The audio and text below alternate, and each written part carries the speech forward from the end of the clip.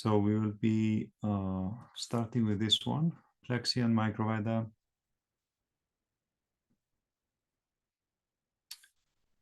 And we were already up to here. Now there is one, I think, which will be important for all of you that we could touch on again, which is the surrender to the Supreme. And so surrender to Supreme, this is an important one, Namah. And there's different ways to make this strong, or, I mean, it's a very important topic in spiritual practice in general. And so we can touch on that a little bit again later.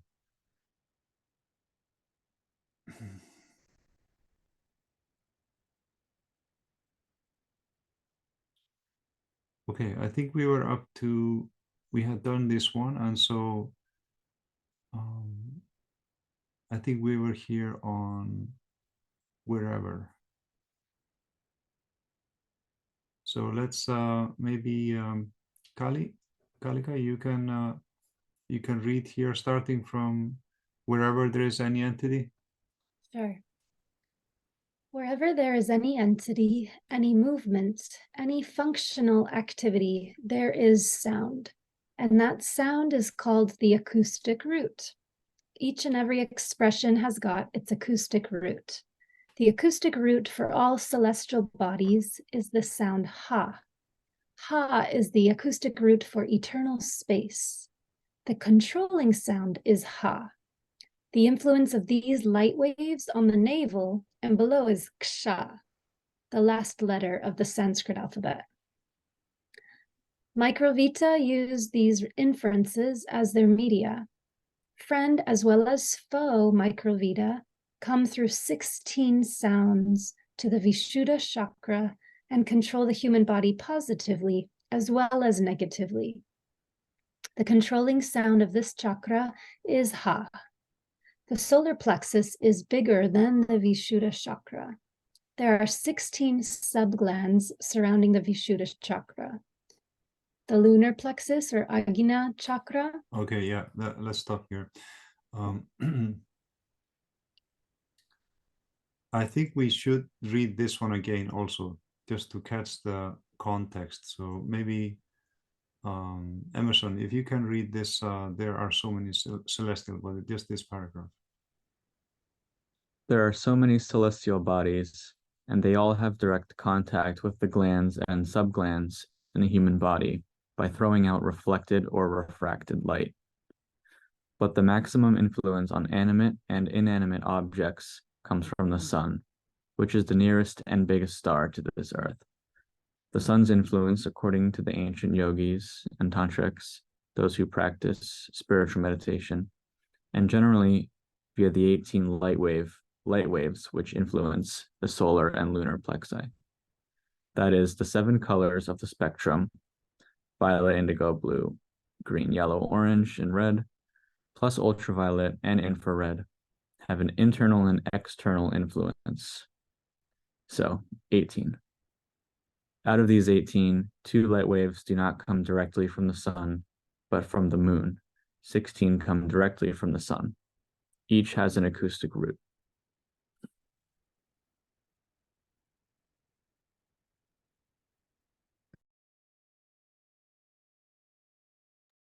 Thank you. And the reason why this paragraph is important is because in this discourse, he changes the name of the chakra. Instead of calling the Anahata chakra, the heart chakra, the solar plexus, he calls the Vishuddha chakra the solar plexus, and the Anahata chakra the sidereal plexus.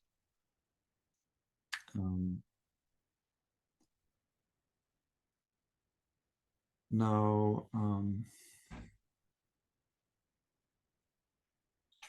and also, I think the reason why he is, Sri Shanmurti is talking about the spectrum of the, there's also a reason why he's talking about the spectrum of the sun, of all these different colors, and that being part of the solar light waves. So that's I can explain that after we finish the recording. I don't want that to go on the internet, but there's also a reason for that. Now, and here he reveals also that the controlling sound of this chakra is Ha.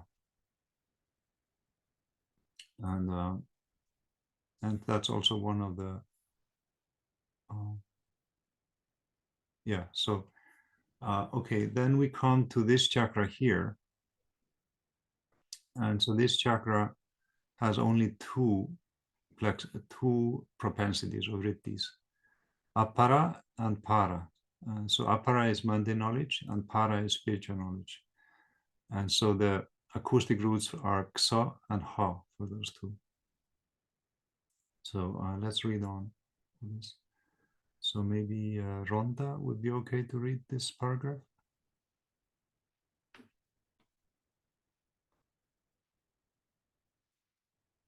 The area between the two ends of the eyes is the area of the lunar plexus.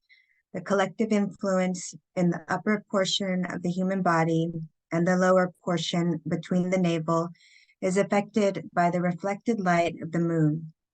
The left side of the lunar plexus, from the viewpoint of the spiritual aspirant, concerns the external influences of the moon below the navel, and its acoustic root is sha.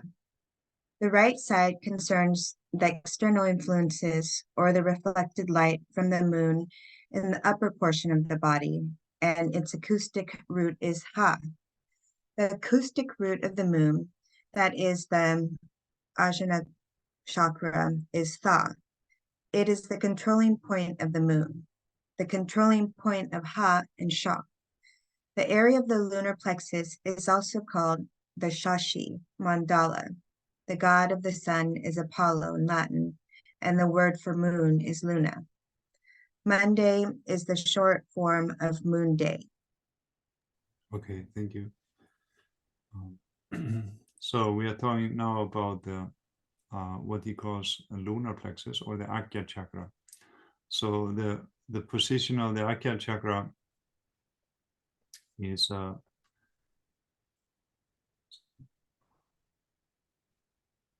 the position of the Akya chakra is just here in the here in between the eyebrows. And so now the Akya chakra has two how to say, the internal portion of the Akya chakra is at the pituitary gland, and the external portion is this portion here. This portion is also called Trikuti, and so it's called Trikuti because the three nadis that come up from the Muladhara chakra, they come up like a fish portion, and they meet here, and then one portion goes out through the nose and the other one through the other nose, and then the third one goes up, the Susamna goes up, and so you have the this one is the my left nostril is Ita Nadi, and the right nostril is Pingala Nadi, and so so Akya chakra is also called Trikuti. Now, Akya chakra here is given the lunar plexus name.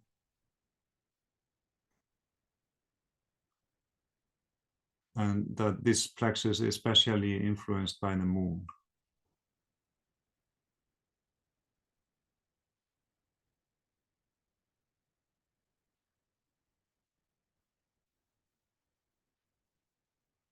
And here, this part is very interesting, this sentence here. The left side of the lunar plexus,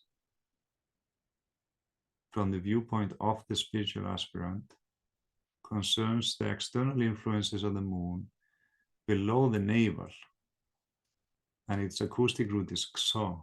The right side concerns the external influences or the reflected light from the moon in the upper portion of the body, and its acoustic root is Ha.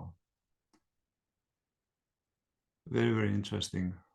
I need to research on what meaning that has. I mean, those two sentences, I don't fully understand them.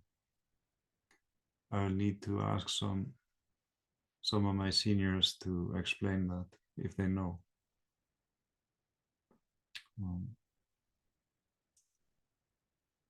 Okay, let's read on. So maybe Padma, you can read the last paragraph.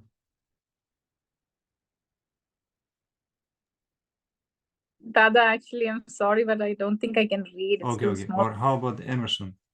Thank you.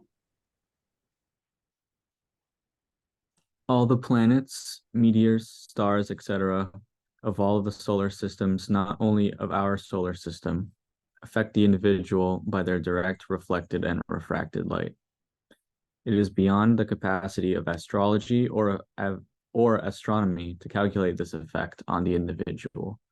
Astrology only deals with the planets of our solar system and their effects on the glands and subglands. But this theory relates to all the effects of all the celestial bodies on the human glands and subglands, not only the celestial bodies of this solar system, but of all other existing solar systems, stars, planets, satellites, meteorites, nebulae, and galaxies. So this theory is beyond the scope of astrology and astronomy. Astrology and astronomy consider only a bit of the effect of the planets on fate, fortune, etc. But this theory considers the effect not only of the direct rays, but also of the indirect reflected and refracted rays on the subglands, on the glands and subglands. It is quite impossible for astrology and astronomy to calculate all of these effects on the glands and subglands. Hence, this is a completely new science. Right. So Sri Chandamurti, many things, he gave them he called it in a nutshell. Means he gave some hint, and then he wanted us to research on it further. Like he would not explain the whole story. He would just tell a hint. Okay, this is the science behind it, and now you have to go and research. And specifically for this topic, for this book, Yoga Psychology, this book was given by Discourses, and one of the senior Dadas who lives with me and was present there at that time, he said that after giving all these discourses, Sri Chandamurti was really unsatisfied with their understanding of the topic. And he said, well, you can only understand about 3% of what I want to say on this topic. So he kind of left the topic, and he said, you're just not, your understanding is not deep enough to unveil this full topic yet. And so anyway, we have some hints here, and then it's our duty to meditate and ponder and go through different scientific experimentation and discover how all of this really affects the body and how this all works out. But he is basically saying here in those few paragraphs that we are very much influenced by the light rays from all the planets and all of that. And one of the reasons why it's important and the context that he is probably talking about in the topic of this discourse is microvita, plexi and microvita. And so a little bit earlier on, he explains that, anyway, I don't need to find that part, but a little bit earlier on, he explains that that the microvita, they travel through all these light rays. So the microvitas, the way they travel is through inferences. And so one of the inferences they can travel with is all these reflected and refracted light waves from different planets. And so you may have actually a light ray. You can just imagine you have a light ray coming from some distant nebulae, and then there's maybe some microwave that's traveling with that light ray, and then that light ray is entering your body and influencing your chakras. Maybe one day you get an idea of doing something that you never thought of before, and you don't know where that idea came from. Maybe that idea came from some light ray that has been traveling for billions of years through the nebulae, you know, and so Baba is hinting at a new science that in the future we will understand it more, and so he gave some hints and some suggestions, and he specifically asked some of the Dadas to do research on this.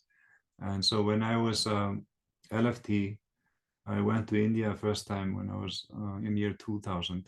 And so that was nine years after Sri Sriyanamurti had left his body, 8 years after I learned meditation. And so I spent a few weeks with one Dada. His name was Dada Samanvayananda. And earlier on, his first name was Dada Shivananda. And so this Dada, he was very, very interested in meditation. And so when after Baba left his physical body, Baba gave him the duty to do microwave research. And so he had never studied Sanskrit per se, but in his meditation, different Sanskrit aphorisms started coming, and so he wrote some books where there's some beautiful sutras or aphorisms in Sanskrit, which were kind of like channeled, you know, like in the way that he would be meditating, and then that Sanskrit sentence or Sanskrit poem would come out. And then later on, he checked it with some Sanskrit scholars, and they said, yeah, it's very, very good Sanskrit. It's beautiful. And anyway, I spent actually a month with this Dada. And so he was doing deep meditation every day.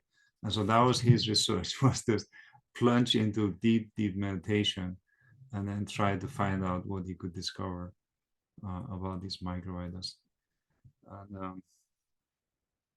And so when I was there, I also utilized the chant. So he had created a meditation platform,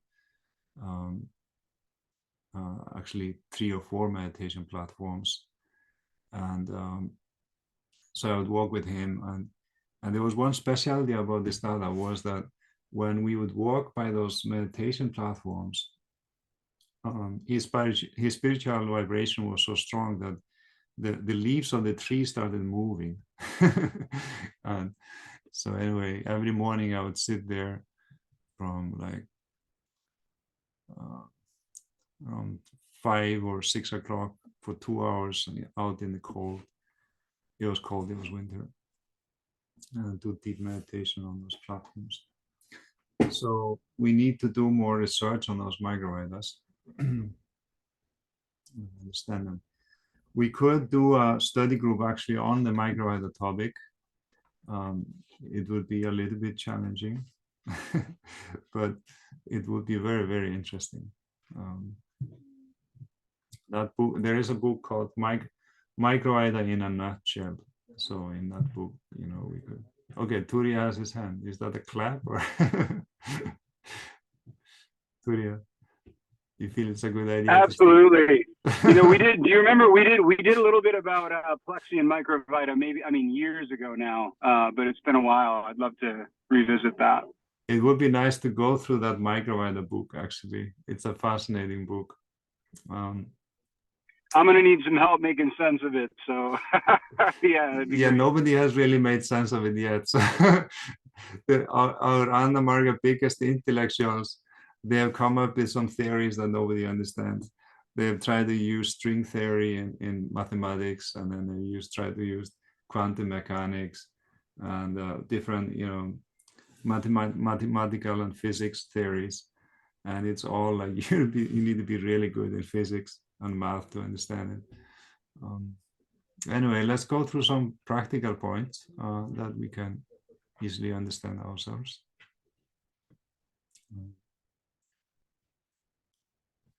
So let's go back to the slideshow.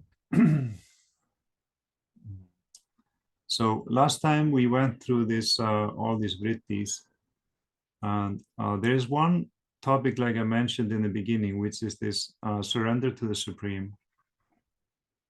And that's a really important topic. I just wanted to touch briefly on that. And then we can, of course, go to this mundane knowledge and spiritual knowledge. Okay, so for surrender to the Supreme, there are a few practices which strengthen this riddhi. And so this riddhi is important for our spiritual practice. And so the things which are important for this riddhi is Guru Puja. I'll just add a slide here. So one of the things which is really, really important is called Guru Puja.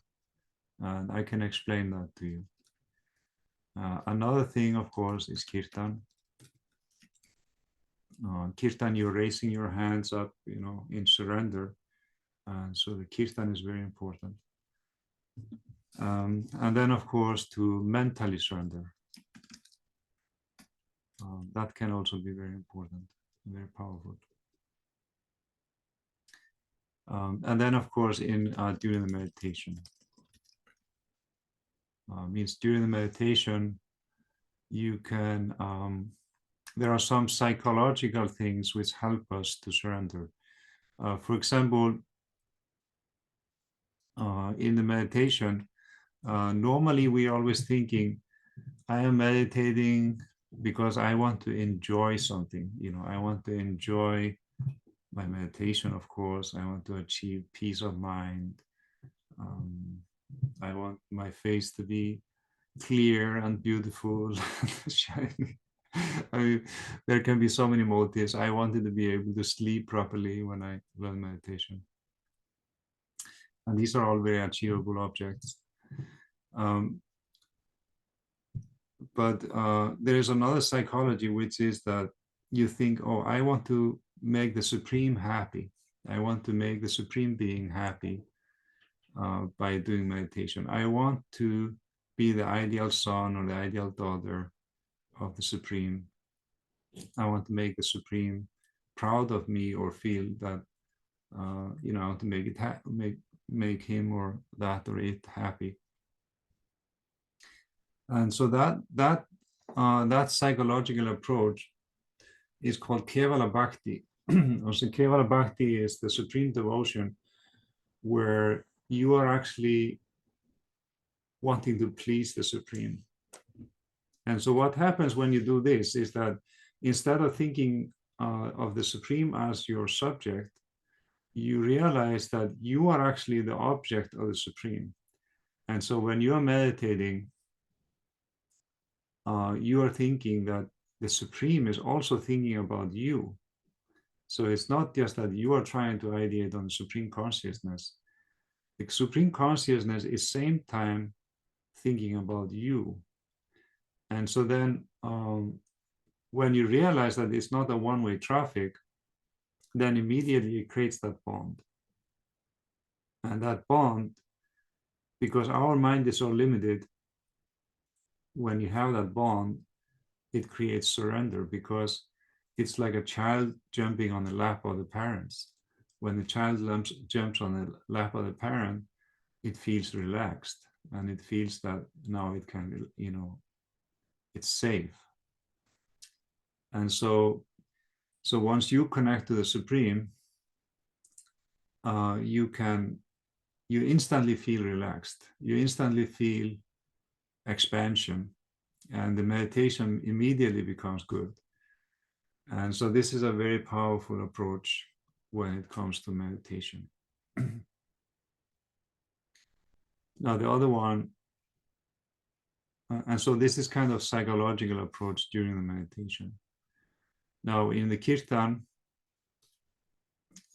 this one is easy to understand. You know, you're doing kirtan like this, dancing. And so normally we kind of close the eyes or half close the eyes. And then we are trying to surrender to the Supreme. Now, the photo of the Guru can be sometimes helpful in this sense. So if you have a photo of the Guru of Sri Janamurti in front of you, it helps to make that connection. It makes it more easy. And it gives kind of a positive, I mean, we are talking about microvita, so you get that positive spiritual wave through that picture. The picture becomes a medium to help you connect to the Guru. Like let's say we talk about negative science. Let's say you talk about avidya, like where they have make these dolls, you know, and then, you know, they torture the doll, and then the person also feels the torture. You've heard about that, right? Voodoo dolls or something like that. So in the same way, in the positive sense, the picture of the Guru, it helps you to connect to the, you know, to that vibration. It's like, let's say you love someone and you have a picture of that person on your nightstand by your bed, and then when you go to sleep, you think of that person, and it helps you to connect to the vibration of that person, and you feel in your heart how he is doing or how that person is. So in a similar way, when we keep a picture of the Guru, that helps, and especially during the kirtan. Now the third one is mentally to surrender. So this is something which I would say I started only doing this when I was, before I learned meditation, when I was just a teenager. You know, I came from a Christian background. So in Christianity, we have one prayer, which is like the cardinal prayer. And then part of that prayer is be thy will, O Lord, or I don't know how it's said in English because I learned it in Icelandic. Verði þín vilji svo á jörðu sem á himni, means be thy will on heaven and earth in English. And so sometimes when I was in difficulties, I would just repeat that phrase over again and again. That was before I learned meditation. And that helped me to surrender. You know, you realize it's called prapati in the spiritual science. So the prapativad is when you realize that you are not in control fully. Like you can control some things, but many things are controlled by the Supreme. And so you try to surrender to the Supreme mentally throughout the day to let the Supreme lead you towards the welfare. And then the fourth one is the Guru Puja.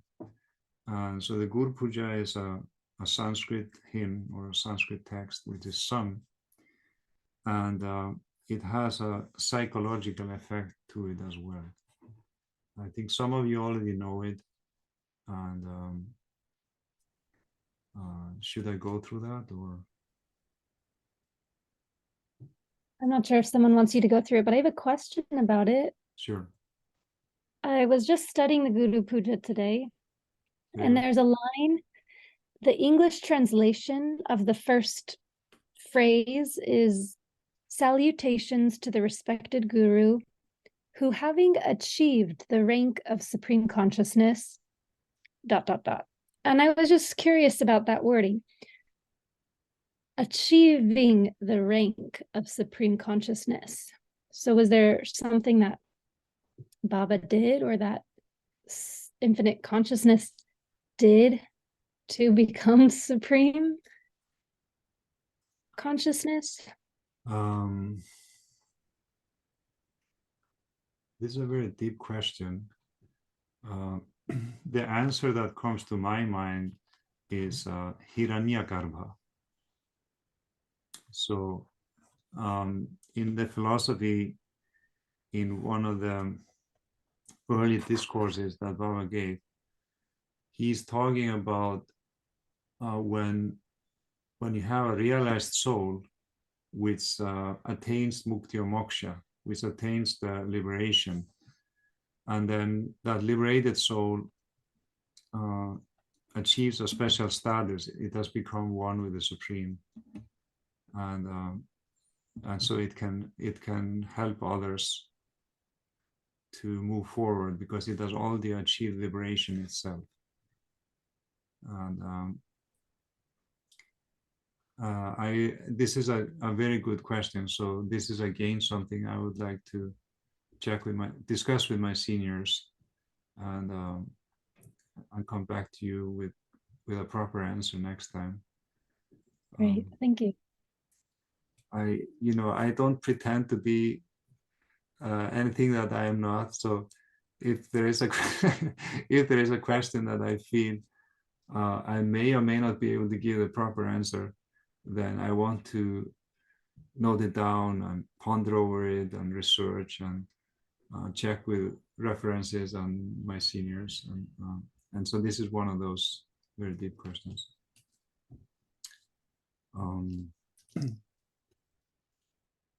So basically, the wording was having achieved the rank of supreme consciousness. Salutations to the respected guru who, having achieved the rank of supreme consciousness. And in which line is this? The first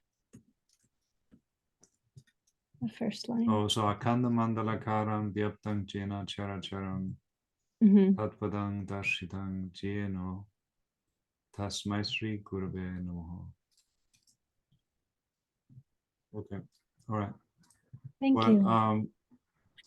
To my knowledge, I think this is probably referring to the Taraga Brahma, means the Supreme Being coming in a physical form, but with the full capacity of the Supreme Consciousness to lead us forward. So I believe. And there's one very good discourse in Andavachanamritam Part 3 on this topic. So I will read it. And we could also study it next time. I can send it as a reference. Okay, anything else?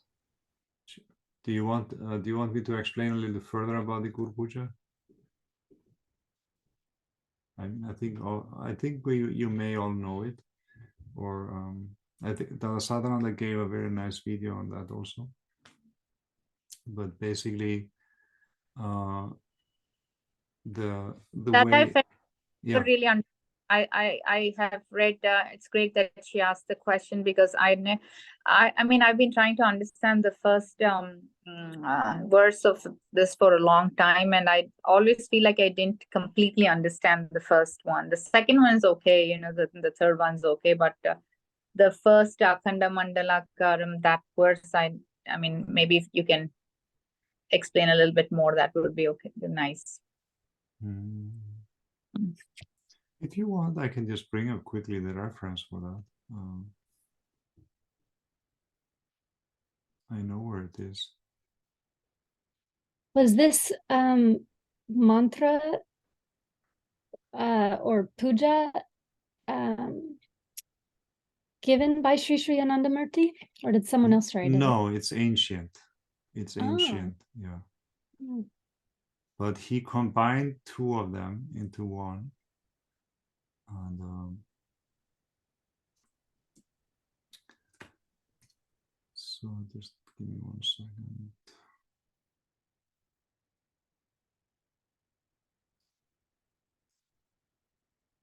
I just have to open it up in a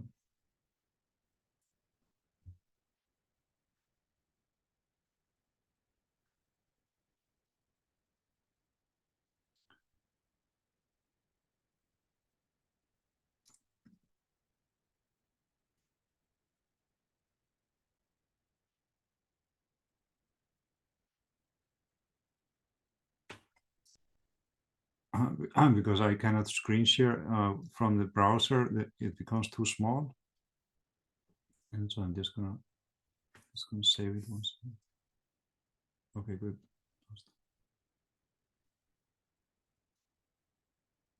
Okay, now I can screen share.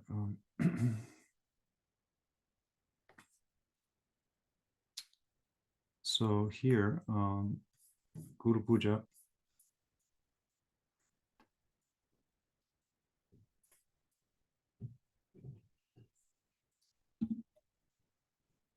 Yeah, here it is. Okay, very good.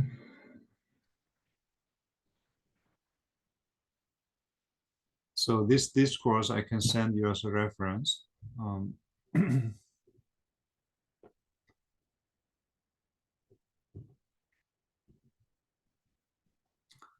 Well, he does explain about the akanda, and so the anda is the elliptical expression of the cosmic entity. Means that the universe is elliptical in shape, and so here he says tatpadang darshitang jeno tasmai sri gurave namaha. And so the this one is the Targa Brahma, like I mentioned, that the link between the Jiva and Shiva is the Guru. The link between the unit consciousness and the cosmic consciousness is the Targa Brahma. And so Tasmai Sri Gurave Namaha means I surrender myself at your altar.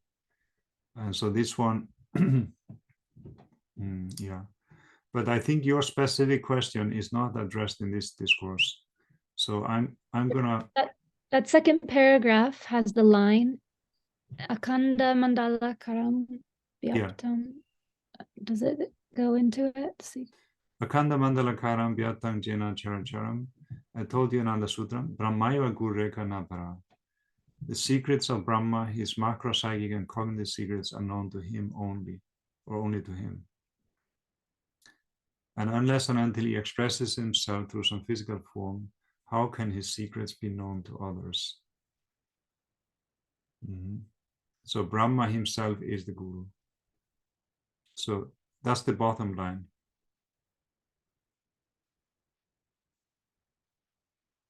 The bottom line with the Guru Puja is to realize that Brahma is the Guru. But now generally people say that the form is Guru, but the form is not Guru. Guru is expressing himself through that form. So like say Sri Sri Anandamurti, the Guru is expressing through Sri Sri Anandamurti. And if it's okay, when you research this question, if you get a chance to, so it says there Brahma himself is the Guru. So if Brahma is all existence, everything, you know, how did that achieve the rank of the Supreme? It's easier to conceptualize Baba being some kind of individual that became realized and then was able to channel Brahma, but Brahma itself, this is where my question stems from. Well, your question is very good, and I think it is related to this Hiranyagarbha that I mentioned. And so I will research on that. Thank you, Dada. That's something that I didn't really understand when I read that discourse about Hiranyagarbha. So I will check out. It's a good. You know, that question bothered me a lot and bothered me a lot for a long time to kind of see Guru as Brahma, because I think we tend to deal with duality, and finally I just kind of gave just an explanation for myself so I can move forward from, because that was a huge break for me, holding me back to move forward. I just kind of explained to myself that because Guru has achieved that rank, that knowledge, that liberation, that status, so he might as well be God. So Brahma. So I just kind of like had to just accept it like that to move forward from that question, which held me back for such a long time. But maybe you can give a better explanation. I don't know. Yeah, it's a matter of realization. It's a very you see, like Kalika, she asked me a question when I was in the retreat in Andadira. She asked me the question, what is the difference between P.R. Sharkar and Sri Sri Anandamurti? And of course, we know that, you know, the social topic books were published under Sri P.R. Sharkar, and the spiritual topic books were published under Sri Sri Anandamurti. But the question is still valid. And so I asked one Dada about this, and he said that there was one of his disciples which was just about to leave the organization. And so this disciple, he told the Baba, I don't want to follow P.R. Sharkar. I only want to follow Sri Sri Anandamurti. And then the Baba told to him, P.R. Sharkar is sitting in front of you. You have to find Anandamurti. So what it means, you have to find the Guru. The Guru is sitting right in front of you. But you are just seeing P.R. Sharkar. You are seeing some person there. But internally, you have to realize who is Anandamurti. And so that is the quest. You know, that is the spiritual quest. Is you have to realize who is the Guru. The Guru This is relevant, not to cut you off, but I'm sitting at a desk here at Anandadira, and I just pulled out what looks like his funeral memorial. And there's a quote from Baba. The quote says, I am not this body. This physical body is not me. If you want to know me, work for my mission, because I have merged with my mission. Yeah, exactly. So Baba was a mystery, and we have to find it internally. The Guru is not an external entity. The Guru is within yourself. And so you need to go deep inside the meditation, and then you can realize the Guru. Like Baba's neighbors, they didn't even know he is a Guru. Some of his colleagues working in the same railway shop, they didn't know that he's the Guru. Baba used to joke, you know, if my physical presence was enough for liberation, my shoes would be already liberated.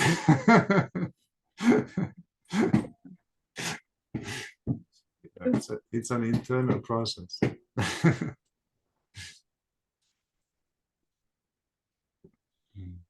You know, in the first verse of the Guru Puja, where it says the moving and the non-moving things, Akanda Mandalakaram, Acharacharam, the second part. Like I would read the meaning of it and over and over from so many books and places trying to understand, and I would just really hurt my brain thinking that what moving and not moving things, until one day I found somebody wrote it so simply, like moving is living and non-moving is, you know, non-living. And I'm like, okay, that is as simple as it is, you know. And I'm like, and I've been like torturing myself over this for so long. Well, you know? But there is another aspect to it. We had a seminar topic this time, and in that seminar topic, Baba explains actually that the whole universe, everything is moving. Even things that you think is not moving, they are actually moving. It's just their movement is beyond your scope of perception.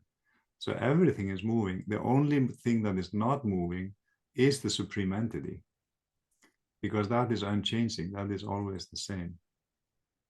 You know, there's the universe is expanding, so everything's moving for sure. Yeah, right. We're not going to avoid that one at all. You know, there is this Sat, Chit, Anandam. So the consciousness is Sat. It's the supreme truth, Satya. because it is never changing. Everything else is changing. Anyway, I think for Rasmika and maybe some other people who are watching this video, I'm just gonna a little bit explain in a more concrete way what is Guru Puja, because some of you, it's a completely new topic. And so Guru Puja, I will just demonstrate how it is normally done in a simple way. And so we kind of kneel when we do it, and then we keep our hands, in this position. We imagine that there is a flower in our hand, and we are offering that flower to the Guru. And so now the color of the flower and the type of flower, I mean, it can be a lotus, it can be any other type of flowers, but you should visualize the color and the shape, and even fragrance if you like. And then you offer that flower to the Guru respectfully, and then you do a namaskar. And so our mind has mental colors, and we have all these rittis in the mind that we've been discussing. And so you're surrendering all of those to the Supreme. And in that process, you become more free, your heart becomes more free. And also you start to realize who is the action, the Guru in a deeper sense. You start to make that connection. And so the Guru Puja is very important. And so I recommend everyone to learn it. And I can send you the recordings. And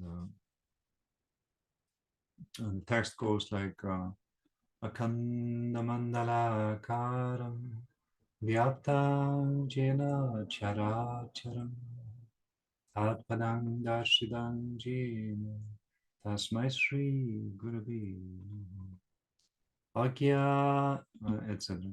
You can do it in a separate thing. Okay. Shall we conclude, or shall we go through this Agya Chakra? Agya Chakra is kind of simple. It is spiritual knowledge, and it is just two. Now, this is still a very steep topic because this is related to, I think it's called epistemology. And so epistemology is like the source of knowledge. And so in a way, all knowledge is mundane knowledge. And the only spiritual knowledge is your knowledge of the Supreme Consciousness. And so we need to balance between those two. We need to have enough mundane knowledge for our survival and for our expansion of the society and all that. And we also need spiritual knowledge. And the spiritual knowledge, this ritti, is the only purely spiritual ritti of all the 50 rittis.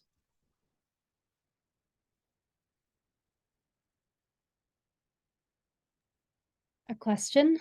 Sure. We had read that I believe, controlling acoustic root for the Vishuddha chakra is Ha. And it says here that the acoustic root for spiritual knowledge is also Ha. So is that connected, our Vishuddha chakra and spiritual knowledge? No, they're two different things. The chakras, they have a sound that that controls each chakra. And so part of that is, well, I mean, it's pretty common knowledge. You will see it on many of the chakra things that are in yoga centers, etc. You will see actually the sounds. That is something which is correct.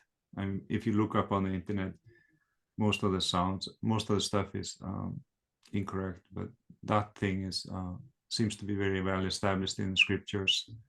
So those are sounds which control the chakra. So if you use that sound, you can control that chakra. It helps to control it. And that is different than the sound of the vrittis. And so here he said the sound is tang or ta, and here is ha. and so you have those different sounds there. So yeah, it's not the same, in other words.